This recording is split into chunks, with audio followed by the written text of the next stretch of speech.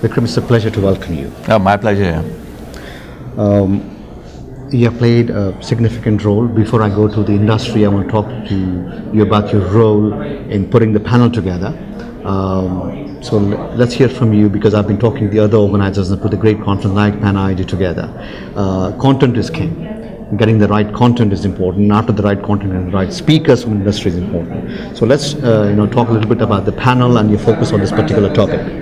Right. So when I was approached by the organizers to sort of figure out what topics might be of interest to the public, and particularly to the technical public, which constitutes the IIT graduates, we came up with a list, and we figured that this area, which is fracturing and the associated shale oil and gas that's produced, would be of interest to the public.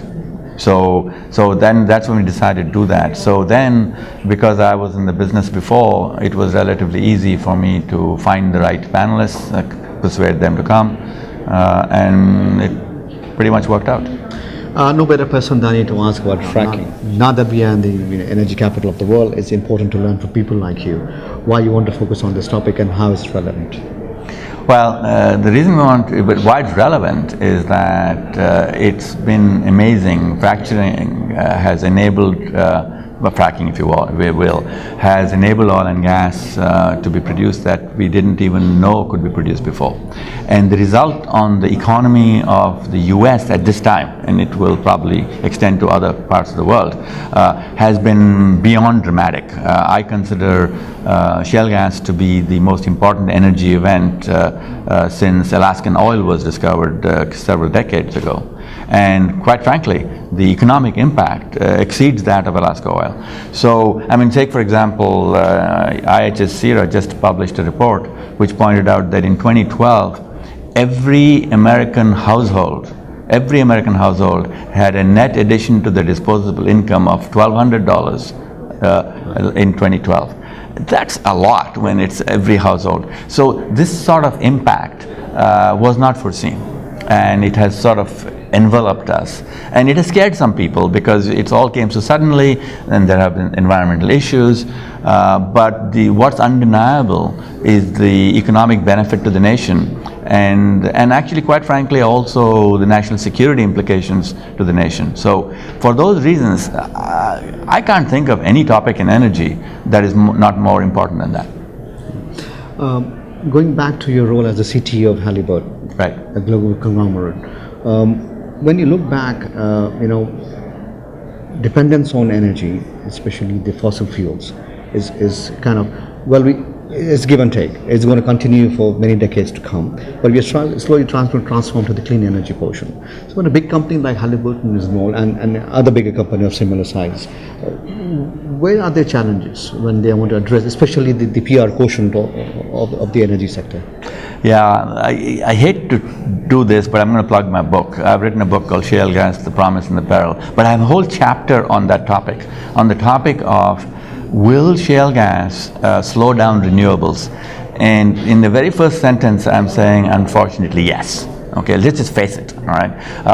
But let's face the good part, because what shale gas is going to enable is going to displace oil, which is much worse for the environment than is gas. Okay, so we'll take the good with the bad, but there is little question that shale gas, being so cheap, will slow down wind and solar electricity production. But on the other side of the coin, it will enable chemicals and fuels to be produced from gas rather than from oil, which makes it much cleaner. But yes, it's undeniable. Shale gas will slow down renewables. When it comes to marketing mix, and this is in general about the oil industry, every few months or few years we keep hearing as consumers that there are problems in some part of the world, okay, when there aren't direct impact to the production or to the distribution or to the marketing of oil. How do they still sustain because of the over-reliance of consumers, you think? Because they continue to have enormous revenues and enormous profits. And consumers are the ones who end up paying this. So it's a big pain point for consumers, but there's no choice. Correct. So I'm trying to learn from you, how do big corporations get away with this? Yeah, the reason they get away with it is because oil is a controlled price. It's a cartel that controls the price. So there's no competition for it, because for transportation, for example, it is all about oil. So what is needed is choice. So if you had something that displaced oil and gave choice to the consumer, now you're talking, because now, so when gas is going to displace oil, and then eventually biomass-based fluids will displace oil, we will change oil from an essential commodity to something that's merely useful. There's a wonderful book by Anne Coren called Turning Oil into Salt. In the old days, salt was a strategic commodity. People fought wars over salt. People paid in salt. The word salary comes from salt. But after canning happened and then refrigeration happened, salt became merely useful, not strategic. Many of us believe that is the way oil is headed, and gas will enable that, and eventually biofuels will enable that. It's the only way the consumer will be able to get some power in their own hands to get the price down for fuels. So gas is going to be the future, but if I ask you for an estimation, you look at it as the next 2 decades? Oh, I think that I'm going to step out there and tell you that within 1 decade, 10 years, we will see a material impact on the price of oil. In fact, I see the price of oil stabilizing, and out in 15 years, I see the cartel being seriously weakened. And those are very low numbers. So I'm stepping out there, but I'm in print on that. And a lot will depend upon whether there is also shale gas in other countries, which there is, but a lot will depend upon whether it gets exploited. See, other countries have a problem. The citizens don't own the mineral rights in most of the countries. US is unique in that respect. So the government, in order to make sure shale gas is developed, is going to have to be smart about it. Although they don't have to pay the surface owner rights, they should do so. And I think if some things like those hurdles are crossed, there's a darn good chance that other countries will have, because geologically there is not much reason why it's not ubiquitous. I think I should ask you one last question, because you have worked so long for the industry and a very big corporation. For the future of the energy industry, how do you prepare the next talent pool? Here's the problem we face. Let's take a future which has renewables.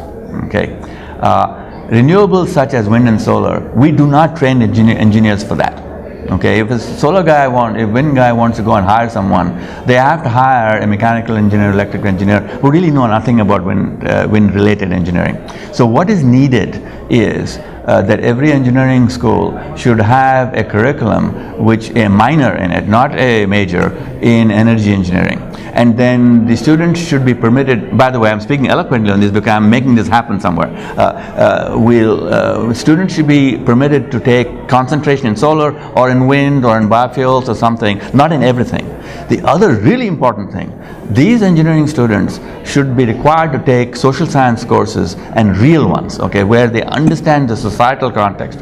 Because, we techies tend to say if they build it, they will come. They don't. Okay, so figuring out how to make it happen requires social science, and engineers tend to not get much social science in their curriculum. They need it. Thank you very much. You're welcome.